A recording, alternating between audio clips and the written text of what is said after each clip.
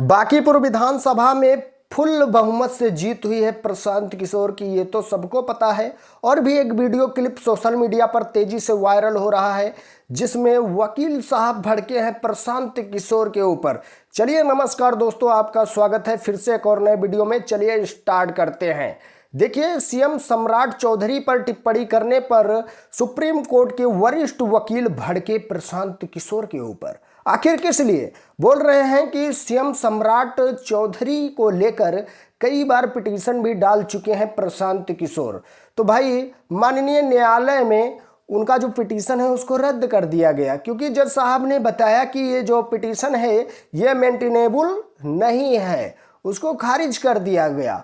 और भाई प्रशांत किशोर कई बार उनके ऊपर पिटीशन डाले, तो फिर उसको लेकर बोल रहे हैं कि आप राजनीति करने आए हैं या किसी एक विशेष व्यक्ति को टारगेट करने आए हैं, क्योंकि आप एक ही आदमी का मुद्दा उठाते हैं कि हमें और किसी से दिक्कत नहीं, हमें दिक्कत सम्राट चौधरी से है। तो भाई सबको पता है बांकीपुर विधानसभा की जो सीट है प्रशांत किशोर ने निकाल ली। तो भाई काफ़ी ज़्यादा मेहनत की है, क्योंकि वहाँ बहुत लोग पहुँच गए थे, बीजेपी के बहुत सारे कार्यकर्ता पहुँचे थे, चुनाव में रैली भी किए और बहुत संख्या में लोग पहुँचे चुनाव प्रचार के लिए भी।